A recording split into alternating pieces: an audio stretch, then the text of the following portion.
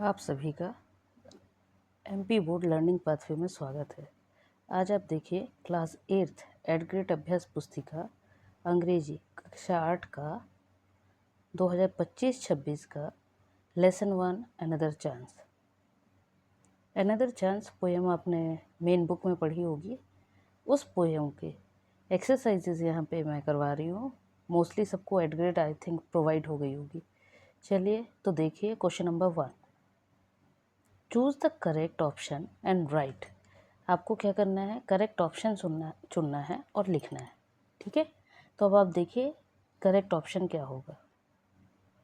Number 1, the poem is about. इसमें poem किसके बारे में है? तो सबको पता है लेसन का नेम ही है, पोएम का नेम ही है अनदर चांस। तो ये पोएम है अनदर चांस के बारे में। Next, the poet of the poem another chance is. अब इसके पोएट कौन है, मतलब किसने यह पोएम लिखी है? तो करेक्ट आंसर है A, Helen Steiner Rice. HS Rice भी आप उसको रीड कर सकते हैं। Number 3, if you need to make a new brand और a new start what should you have. मतलब यदि आप शुरुआत करना चाहते हैं, है ना, नए तरीके से, तो आपको किस चीज़ की ज़रूरत होगी? तो आपको होगी डीप डिज़ायर की। डीप डिज़ायर मतलब गहरी इच्छा। देखिए question number 4, the rhyming word for start. Rhyming word start का राइमिंग मतलब होता है जब हम बोलते हैं तो दोनों बोलने में एक सा लगे, जैसे गो, लो, है ना। फिर आप लोग हिंदी में बोलते रहते हो खाया वाया, है ना। तो वैसे ही यहाँ पे आपको राइमिंग वर्ड बतानी है। तो यहाँ पर किसका पूछा है आपसे राइमिंग वर्ड? यहाँ पूछा हुआ है आपसे राइमिंग वर्ड हार्ट, स्टार्ट। तो स्टार्ट का क्या हो जाएगा? Heart, B. Clear. Number 5, synonym of the word finish is. Same sound, same word, है ना, सेम मीनिंग जिसको आप बोलेंगे। तो फिनिश का सेम मीनिंग क्या होगा? तो फिनिश मतलब होता है ख़त्म करना। तो ख़त्म मीन्स एंड, किसी भी काम को ख़त्म करना है, एंड करना।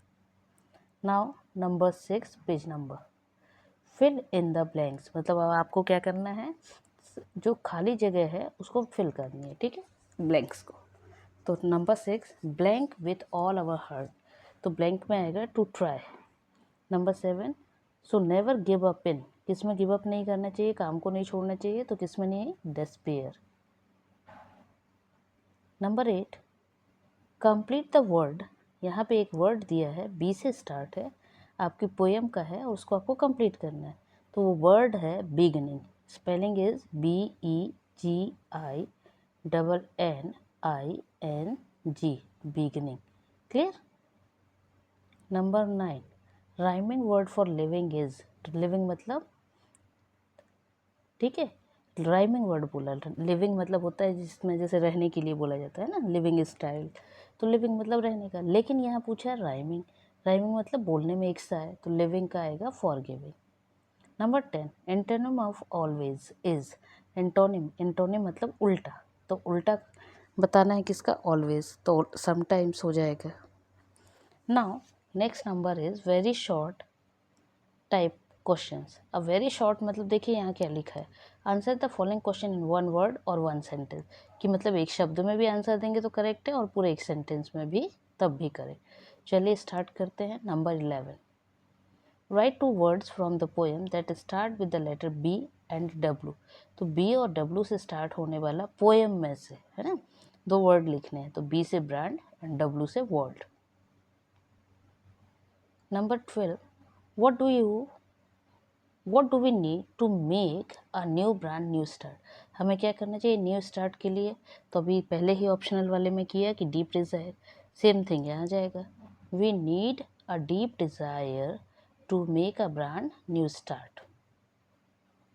Number 13, write the antonym of the following words. Antonym मतलब उल्टा। तो आपको शब्द का उल्टा बताना है, किसका? फ्रेश। फ्रेश मतलब होता है ताज़ा, तो ताज़ा का उल्टा होता है stale. Now next, number 14, write words that rhyme with the following. आपको राइमिंग वर्ड फिर बतानी है। तो डे का, वे का डे, एंड मे, विनिंग का forgiving and beginning. नंबर 15 के पहले दिया हुआ है short answer types. Short answer types मतलब देखिए क्या लिखा है यहाँ, answer the following question in 1 और 2 सेंटेंस, एक या 2 सेंटेंस में आंसर लिखना है। अब क्वेश्चन क्या दिया है, right any one stanza of the poem and another chance. ये आपको बता दें ऐसा वन स्टेंजा लिखने के लिए लास्ट ईयर मतलब जिसको आप 24-25 एग्ज़ाम का कहेंगे, उसमें एक पोएम की लाइंस लिखने आई हुई थी। क्लियर? तो इस बार भी आप तैयारी कर लें, मे भी फिर से आ जाए। कोई भी 4 लाइन लिख सकते हो, मैंने इजी लाइन से इसलिए इन लाइंस को लिख दिया। आप रीड कर लीजिए, फिर से इसको आप अपने पास अपने एट ग्रेड में लिख लीजिएगा। क्या है, it does not make a new day to make a brand new start, it only takes a deep desire to try with all our heart. Number 16, what should we not do in despair. हमें despair में क्या नहीं करना चाहिए। तो क्या नहीं करना चाहिए, तो डेस्पेयर मीन्स मैं डेस्पेयर में क्या नहीं करना चाहिए, तो we should never give up in despair. कि हमें क्या है, किसी काम में यदि हमारा गलत हो गया है ना, नहीं बन रहा है, तो हमें उसको वहीं पर रोकना नहीं है, बल्कि क्या है आगे करते रहना है। तो आंसर होगा we should never give up, कि हमें गिव अप नहीं करना है। Number 17, according to you what should we do to correct our mistake. आपके हिसाब से ऐसे क्या करोगे कि आपकी मिस्टेक सुधर जाए, है ना। करेक्ट अवर मिस्टेक बोला है कि सुधर जाए, तो सीधी सी बात है, हम अपनी मिस्टेक को सुधारने के लिए क्या करेंगे, एक और चांस लेंगे। तो आंसर हो जाएगा we should take another chance to correct our mistake. Now number 18, pick out the rhyming words from the poem and write down. कि आपको क्या करना है, राइमिंग वर्ड पोएम में से लिखना है और उसको यहाँ लिखना है। बार बार क्वेश्चन राइमिंग वर्ड का आ रहा है, मतलब एग्जाम में राइमिंग वर्ड पे क्वेश्चन रहता है। क्लियर? तो आपको राइमिंग वर्ड पता होना चाहिए। राइमिंग वर्ड मतलब जब बोलने में एक सा है।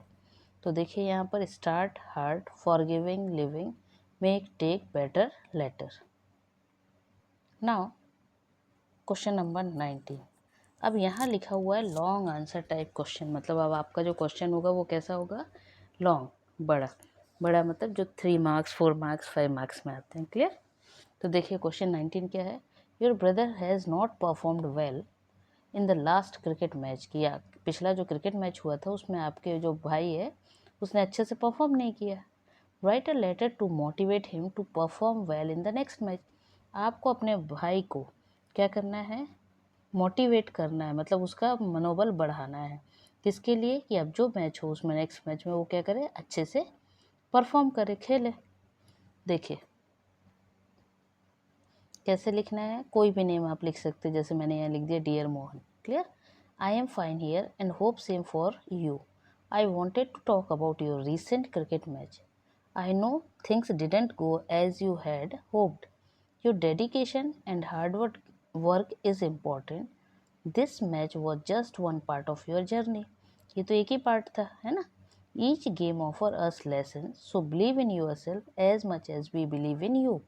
Use next time to practice. Stay positive and visualize your success. ठीक है? तो मतलब आपको क्या बता रहे हैं यहाँ पे, कि आप अपने भाई को कह रहे हो कि मैं यहाँ ठीक हूँ, तुम भी वहाँ पर कैसे होगे, same for you. Same for you मतलब वहाँ ठीक होगे। फिर I wanted to talk you about the recent cricket match. मैं आपसे जो अभी मैच हुआ था उसके बारे में बात करना चाहता। क्या, कि उसमें तुमने ठीक से नहीं किया, लेकिन कोई बात नहीं, आगे फिर से क्या करना, हार्डवर्क करना, मतलब और कोशिश करना।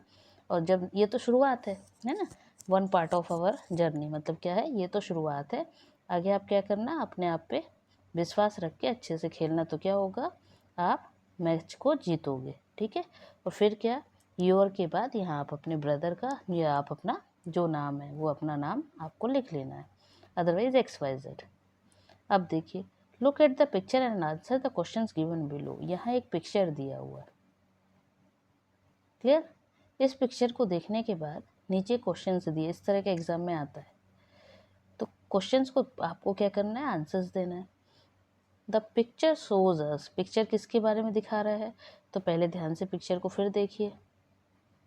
ये देखिए, तो पिक्चर किसके बारे में दिखा रहा है, तो देखिए ध्यान से देखोगे तो ये एनिमल्स जो हैं वो क्या हैं, ये तो जंगल में रहते होंगे, है ना। तो ये क्या है, पिक्चर किसके बारे में है, जंगल के। तो देखिए यहाँ क्या है, the picture shows us, picture किसके बारे में, जंगल, तो आंसर आ जाएगा जंगल। Next, which animal do you see in the picture, आपको पिक्चर में कौन सा एनिमल दिख रहा है, तो डियर दिख रहा है। How many trees are there, तो पिक्चर के अंदर कितने ट्री थी, तो सिर्फ एक थी, तो 1 लिख देंगे। Do you see a tiger in the picture, क्या आपको टाइगर दिखा पिक्चर में, तो नहीं दिखा, तो नो लिख देंगे। Arrange the given letters to form a meaningful word, यहाँ पे एक लेटर्स दिए हुए हैं, उनको आपको सही वर्ड बनाना है। तो वो लेटर का करेक्ट वर्ड है ग्रास, GRASS। क्लियर। तो ये हो गए आपके लेसन 1 एट ग्रेड के क्वेश्चन आंसर्स या पूरा एक्सरसाइज। नेक्स्ट के लिए नेक्स्ट पार्ट में नेक्स्ट वीडियो के साथ मिलते हैं, तब तक के लिए बाय बाय।